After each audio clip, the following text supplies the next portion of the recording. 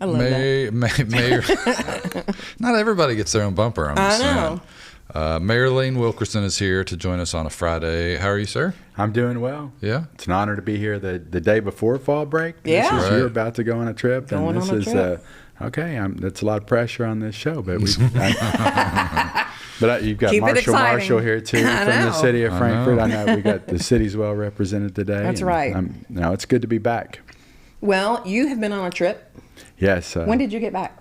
Last week, Oh, last okay. Thursday Okay, night. so you don't have like jet lag or anything. Oh, I still have a little bit of jet lag, but it is. I think I've got a couple of good nights sleep since then. But it is an adjustment. I went to Japan, as many people know that the city of Frankfort has a sister city in Shimamoto, Japan, and this was created about 8 years ago.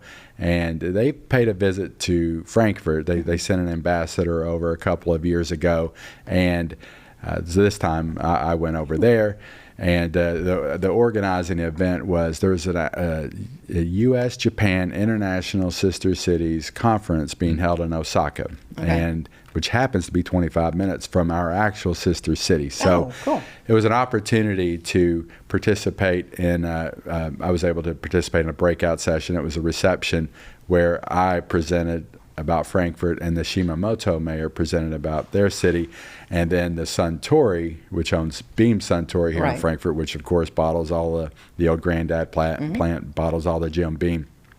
Their executive vice chairman, who's the grandson of the founder, he actually presented about the ties between the two cities. So it was a unique opportunity, and really a once in a lifetime opportunity to have somebody that high ranking in Japan, who's one of the big business families in Japan, speak about the city of Frankfort and the importance of Kentucky in the whiskey distilling tradition.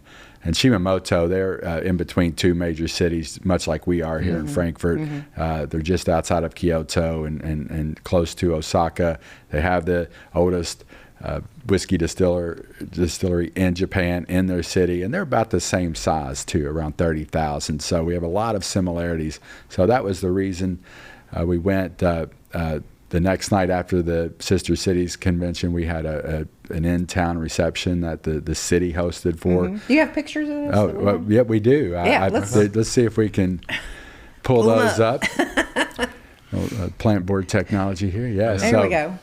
So this is kind of the welcome wagon, if you will. These ladies, they were assigned to take me around Shimamoto. We visited a shrine on the day where we dedicated to Shimamoto, and thankfully they spoke English, and they were able to. I was going to ask you about the communication. And that's me on the train with them, showing pictures of my family, which it's. They got a big kick out of that. This is a picture on the left of us outside of an elementary school that we paid a visit to. And this is the same elementary school that 2nd Street visited a few years ago when they paid a visit to Japan. And that's Bill Marshall on the left, who's the chairman of the Frankfort Sister Cities Commission.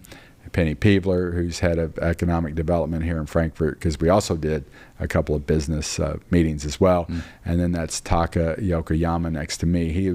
He's kind of the ambassador for the Shimamoto Cultural Exchange Association. And of course, that's me with some students hamming it up. I don't know what I'm doing there. Looks like you're getting ready to fight somebody. Well, I don't know if that was they asked if I could box or something. Basketball was big too. They know that we like basketball here in Kentucky. It really is amazing how much they knew about the city of Frankfort, and they were prepared. It really blew me away that they went above and beyond. So that other picture was from the night of the event in the city. This Shimamoto, they have their own mascot. They're really big in mascots over there, and that's cool that they have their own. Maybe we ought to work on that. We need to work. Well, I had some ideas there. So this is Waterman, and they have 5 rivers that flow through the city, so this is Waterman. And so the picture on the right, the lady there, she's the one who actually designed the mascot. She painted the picture that will go in. They're shipping that to City Hall, so we'll have that here in Frankfort. So it was they really pulled out all the stops. They had a Japanese opera singer sing My Old Kentucky Home with a classical pianist. They had a speech delivered by a high school student who won a contest to deliver the speech. They had the traditional Japanese drumming, and of course all the dignitaries that were there as well. So we need to return it in kind. They're going to pay a visit to us in the near future, so we have our work cut out for us. Yeah, They so they set the bar high. Yeah, they did. And we also in Shimamoto, we visited, and that's me on the left with the Shimamoto mayor. That's Mayor Yamada. Okay. And then on the right, that's me receiving, I'm holding a book there, and that is, it's kind of a photo album, but it's I think over 300 note cards that residents wrote to the city of Frankfort, and that is at City Hall now. So just people want to know more about Frankfort, and some were elementary students, and it's worth a read. Well, let me ask you, going over there, did you prepare beforehand? Because like the Japanese are like, they're big on like protocol and culture and stuff like that. So are there things you had to learn before you went? I did my best, more for the business meetings and how to receive a business card, and making sure you bow, and just the deference and show a lot of gratitude and appreciation. And we did do a couple of business meetings as well, because the cultural exchange is important. But we also have here in Franklin County 7 or 8 companies that are based in Japan that do have operations here. So we arranged to, well, not only Suntory having the presentation with the executive vice chairman, but also we met with leadership of Topi and went to their Tokyo headquarters and had lunch and got to talk about, and that's me on the left, and that's the president and CEO of Topi. Oh, wow. And Penny Peevler as well.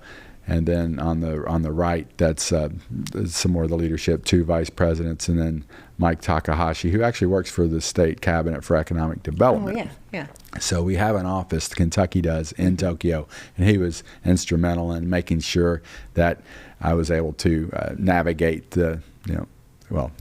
things, and he was in setting up the meeting as well.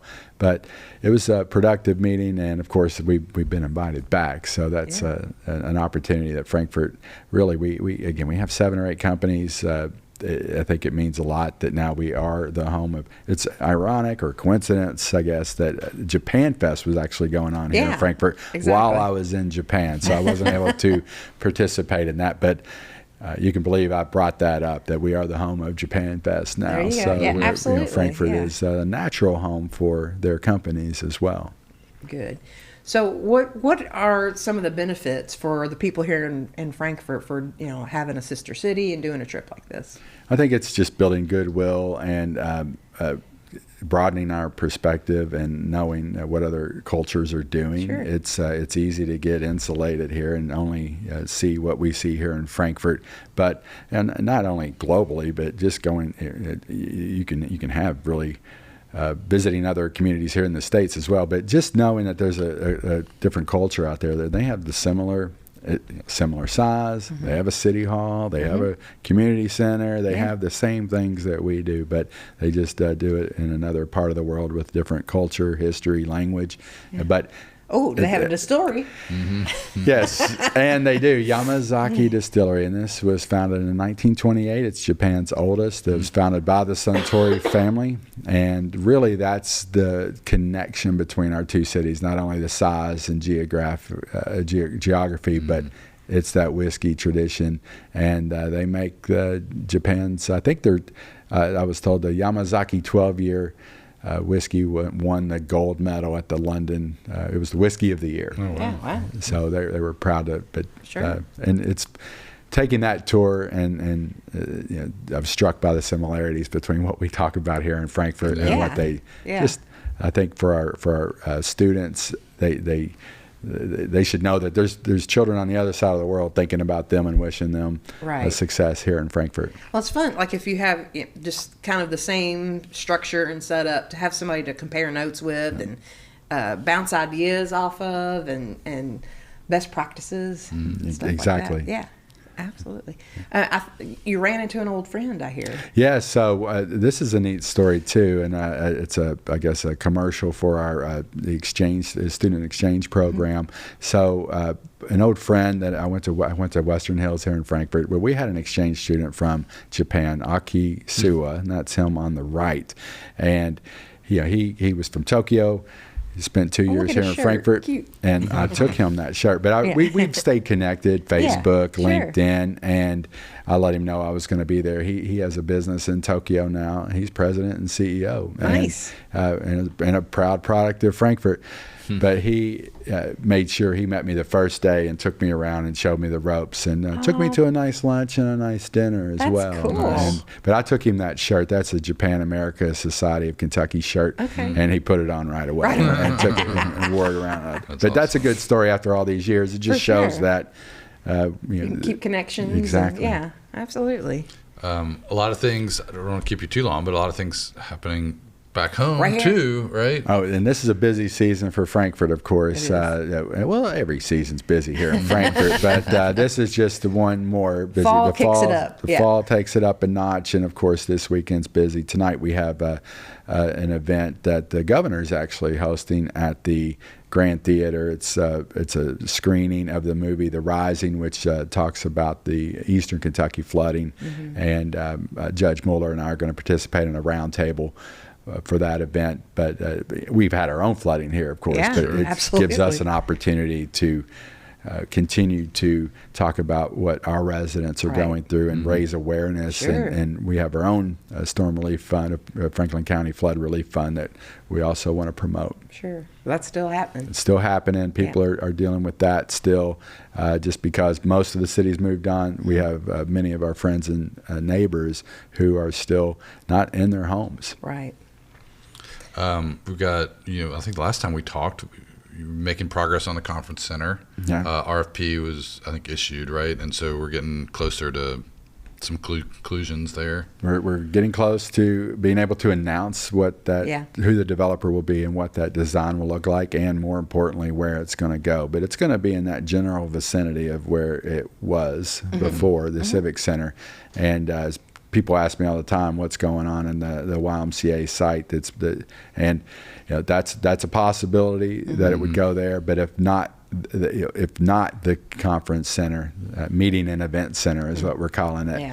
It will be housing or some mixed-use development. So the sooner we can get that decided, the better, because I think Frankfort we're seeing this transformation, not only the downtown where the parcels are, but also on 2nd Street where the Pick Pack was.